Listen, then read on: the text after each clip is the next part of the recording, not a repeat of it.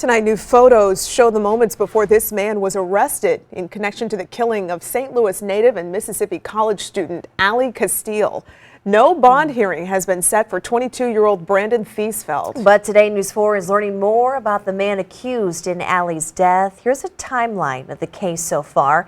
Investigators found Kostial's body Saturday morning in Harmontown. It's about 30 miles from the Ole Miss campus. 2 days later, police found Thiesfeld at a gas station in Memphis, Tennessee. News 4's Emma Hogue tracking the latest developments for us tonight in our studio. Claire, Courtney, still no motive in this case, but we do have new details about the man accused of this heinous crime. People that know Thiesfeld are calling him arrogant and misogynistic. They say they're shocked but not surprised he's facing charges.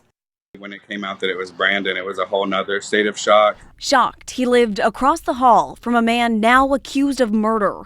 Rex Revita says he and 22-year-old Brandon Thiesfeld were in the same dorm for nearly a year at Ole Miss. I'm not going to sugarcoat it. Like, he was pretty much daddy's boy type. Constantly had to reference his father's money, how his dad could get him out of anything.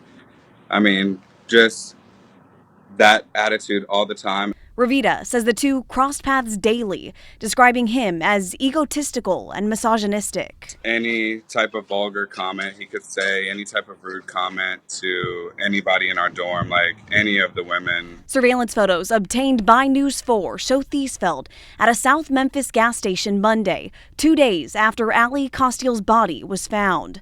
Fox 13 in Memphis reporting credit card and cell phone records led investigators to swarm his car in the parking lot. Of course, it was surprised because I knew him and of the situation, but to hear that the circumstances of how and why it happened, it just all clicked and made sense.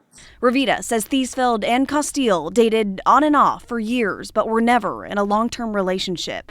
Photos show them together at a social function. I truly believe that he manipulated her emotionally to have her believe that he loved her the same way that she did.